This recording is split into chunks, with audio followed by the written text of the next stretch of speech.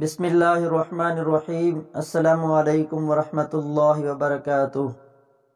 کل نفس ذائقۃ الموت، ہر انسان نے موت کا ذائقہ چکھنا ہے۔ دوستو، ہر انسان نے موت کا ذائقہ چکھنا ہے۔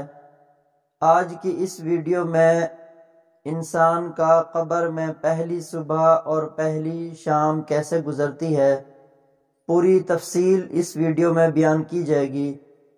اگر آپ میرے چینل پر نئے ہیں تو چینل کو سبسکرائب کریں اور ویڈیو اچھی لگے تو لائک کریں اور شیئر کریں۔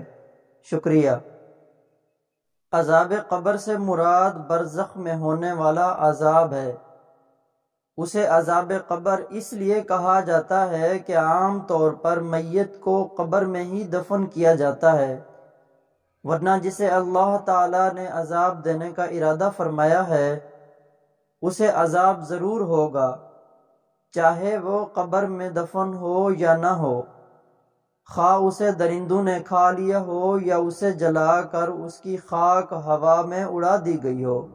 حضرت ام سلمہ رضی اللہ تعالی عنہ اپنے شوہر ابو سلمہ رضی اللہ تعالی عنہ کی وفات کا واقعہ اس طرح بیان کرتی ہیں کہ وفات کے وقت میرے شوہر کی آنکھیں کھلی تھیں جبکہ جسم حرکت میں نہ تھا اور نہ ہی وہ بول سکتے تھے۔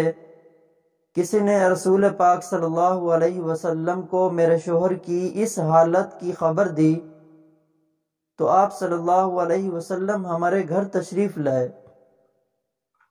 جب نبی کریم صلی اللہ علیہ وسلم میرے شوہر کے پاس آئے تو دیکھا کہ میرے شوہر کی آنکھیں کھلی ہیں، تو انہوں نے اپنے ہاتھ مبارک سے آنکھیں بند کرتے ہوئے فرمایا، جب موت کا فرشتہ انسان کی روح قبض کرتا ہے تو مرنے والے کی آنکھوں کی روشنی بھی روح کے ساتھ چلی جاتی ہے۔ جب نبی کریم صلی اللہ علیہ وسلم کے منہ سے یہ الفاظ نکلے تو گھر والوں نے رونا شروع کر دیا کہ ابو سلمہ رضی اللہ تعالی عنہ اب اس دنیا میں نہیں رہے۔ آپ صلی اللہ علیہ وسلم نے فرمایا کہ مرنے والے کو ہمیشہ اچھے الفاظ میں یاد کیا کرو، کیونکہ اس وقت فرشتے پاس ہوتے ہیں۔ میت کے ارد گرد بیٹھے ہوئے لوگ جو باتیں کرتے ہیں فرشتے ان کی باتوں پر آمین کہتے ہیں۔ پھر نبی کریم صلی اللہ علیہ وسلم نے ارشاد فرمایا کہ اللہ تعالیٰ سے دعا کی کہ اے اللہ، ابو سلمہ کو قبر کے عذاب سے محفوظ فرما اور اس کو اپنے خاص بندوں میں شامل کر لے جن پر تیرا خاص کرم ہے۔ ان کی قبر پر اپنی رحمتیں نازل فرمانا اور قبر کو نور سے مالا مال کر دینا۔ نبی کریم صلی اللہ علیہ وسلم کی اس دعا سے ثابت ہوتا ہے کہ جب مسلمان وصال کر جاتا ہے تو اللہ تعالی مسلمان کی قبر میں نور اور رحمتیں عطا کرتا ہے، جبکہ غیر مسلم مرتا ہے تو اللہ تعالی اس کی قبر کو تنگ اور عذاب سے بھر دیتا ہے۔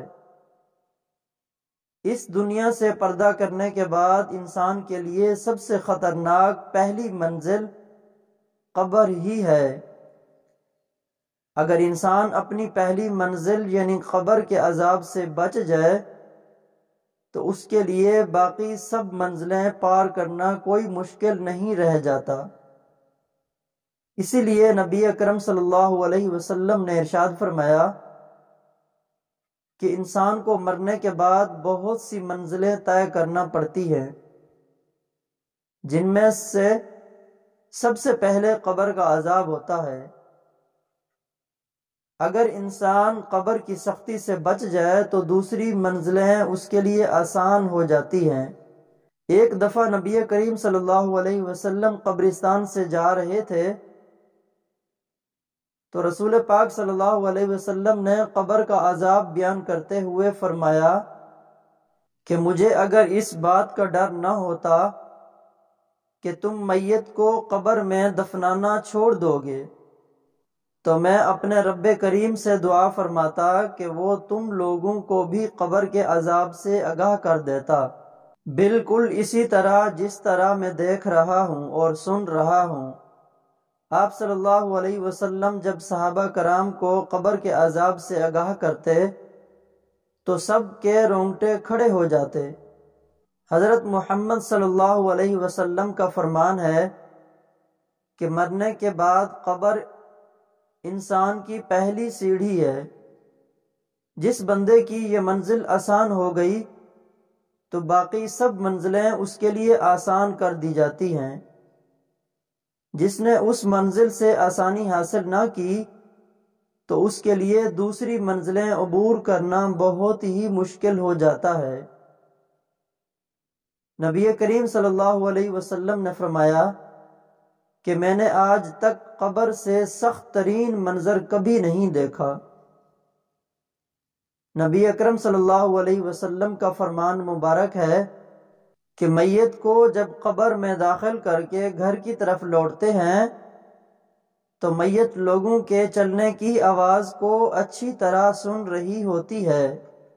اگر مرنے والا سچا مسلمان ہے تو نماز اس کے سر کی طرف، روزہ اس کے دائیں طرف، زکوٰۃ اس کے بائیں طرف اور دوسرے جتنے بھی اس کے نیک اعمال ہوتے ہیں وہ اس کے پاؤں کی طرف سے آ جاتے ہیں۔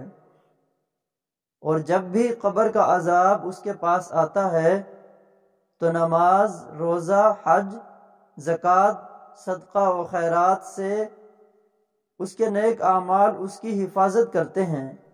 پھر اس سے کہا جاتا ہے کہ بیٹھ جاؤ، چنانچہ وہ بیٹھ جاتا ہے۔ اس کو سورج ایسے دکھائی دیتا ہے جیسے غروب ہونے کو ہو۔ پھر اس سے کہا جاتا ہے کہ تم اس شخص کے بارے میں جو تم میں مبعوث ہوا تھا کیا کہتے ہو؟ اس کے متعلق کیا گواہی دیتے ہو؟ وہ کہتا ہے مجھے ذرا نماز پڑھ لینے دو۔ اسے کہا جاتا ہے کہ تم ان قریب یہ کام کر لو گے۔ پہلے اس کا سوال کا جواب دو کہ تم اس شخص کے بارے میں جو تم میں مبعوث ہوا تھا کیا کہتے ہو اور کیا گواہی دیتے ہو؟ وہ گواہی دے گا کہ رسول پاک صلی اللہ علیہ وسلم اللہ تعالیٰ کے آخری نبی ہیں جو اللہ تعالیٰ کا دین لے کر تشریف لائے۔ پھر اس سے بولا جائے گا کہ اسی یقین کے ساتھ تم حیات رہے اور اسی پر تم نے دنیا سے رخصت کر لیا اور اسی کے ساتھ تم کو دوبارہ زندہ کیا جائے گا۔ ان سب باتوں کے بعد اس کے لیے جنت کا دروازہ کھولا جاتا ہے۔ وہ قبر میں ہی جنت کو دیکھ کر بہت خوش ہو جاتا ہے۔ پھر اس کو جہنم کا دروازہ کھول کر دکھایا جاتا ہے اور کہا جاتا ہے کہ اگر تیرے اعمال اچھے نہ ہوتے تم کو جہنم کے گہرے حصے میں ڈال دیا جاتا۔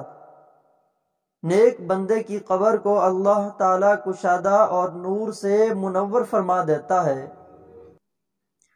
روح کو اعلیٰ قسم کا عطر لگا کر پاکیزہ جگہ پر رکھ دیا جاتا ہے۔ غیر مسلم کے بارے میں یہ فرمان ہے کہ جب قبر کا عذاب ان کے جسم پر آتا ہے تو ان کے ارد گرد کوئی بھی نیک اعمال نہیں ہوتے جو ان کی حفاظت کر سکیں۔ پھر اس کافر کو حکم دیا جاتا ہے کہ یہاں پر بیٹھ جاؤ تو وہ ڈرتا بیٹھ جاتا ہے۔ اس کو آخری نبی صلی اللہ علیہ وسلم کے بارے میں پوچھا جائے گا تو وہ کچھ نہیں بتا سکے گا کہ یہ کون ہے۔ پھر ان کو محمد صلی اللہ علیہ وسلم کے بارے میں بتایا جائے گا تو وہ جواب دے گا کہ میرے علم میں نہیں ہے کہ محمد صلی اللہ علیہ وسلم کون ہے۔ پھر اس کو فرمایا جائے گا کہ دنیا میں غیر مسلم تھا، غیر مسلم مرا اور غیر مسلم ہی دوبارہ زندہ ہوگا۔ پھر اس کو جنت کا دروازہ کھول کر دکھایا جاتا ہے اور کہا جاتا ہے کہ اگر تیرے اعمال نیک ہوتے تو تجھ کو ہمیشہ کے لیے جنت میں گھر مل جانا تھا۔ پھر اس کو وہاں سے جہنم میں لے جایا جائے گا اور کہا جائے گا کہ تو نے ہمیشہ ہی گناہوں کو پسند کیا ہے، اس لیے تیرا ٹھکانہ یہ جہنم ہے۔ وہ جہنم کو دیکھ کر حیران ہوگا اور کہے گا کہ کاش میرا بھی نامہ اعمال نیک ہوتا اور مجھے جنت میں داخل کر دیا جاتا۔ پھر اللہ تعالیٰ اس کافر کی قبر کے چاروں اطراف کو آپس میں ملا دے گا، جس سے اس کی پسلیاں ریزہ ریزہ ہو جائیں گی۔ اللہ تعالیٰ کا فرمان ہے کہ جو بندہ میرے بتائے ہوئے کاموں پر عمل نہیں کرے گا تو میں اس کے لیے قبر کو تنگ کر دوں گا۔ حضرت ابن عمر رضی اللہ تعالی عنہ سے روایت ہے کہ رسول پاک صلی اللہ علیہ وسلم نے ارشاد فرمایا، جب انسان کا انتقال ہو جاتا ہے تو اس پر صبح و شام اس کا ٹھکانہ پیش کیا جاتا ہے۔ اگر وہ اہل جنت میں سے ہے تو جنت والوں کا مقام، اور اگر اہل جہنم میں سے ہے تو جہنم والوں کا مقام اس کو دکھایا جاتا ہے۔ پھر کہا جاتا ہے کہ یہ تیرا ٹھکانہ ہے یہاں تک کہ اللہ تجھ کو قیامت کے دن اٹھائے گا۔ اسی طرح حضرت عائشہ رضی اللہ تعالی عنہا سے روایت ہے کہ ایک یہودی عورت ان کے پاس آئی اور اس نے عذاب قبر کا ذکر کرتے ہوئے حضرت عائشہ رضی اللہ تعالی عنہا کو دعا دی، اللہ تعالیٰ آپ کو عذاب قبر سے بچائے۔ حضرت عائشہ رضی اللہ تعالی عنہا نے رسول پاک صلی اللہ علیہ وسلم سے اس بات کا سوال کیا کہ واقعی قبر میں عذاب ہوتا ہے؟ تو رسول پاک صلی اللہ علیہ وسلم نے فرمایا، جی ہاں، عذاب قبر برحق ہے۔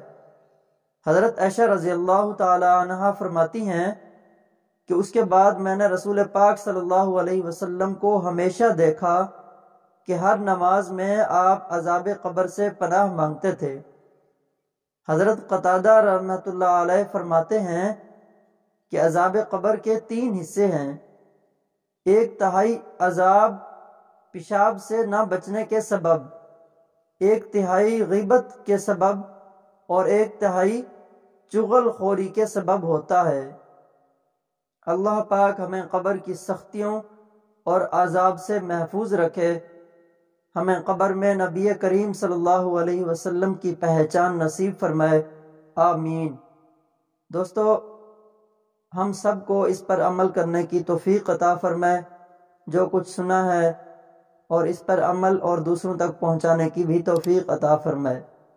اگر آپ کو میری یہ ویڈیو اچھی لگے تو لائک کریں، شیئر کریں اور میرے چینل کو سبسکرائب کر دیں۔ بہت شکریہ۔ السلام علیکم ورحمۃ اللہ وبرکاتہ۔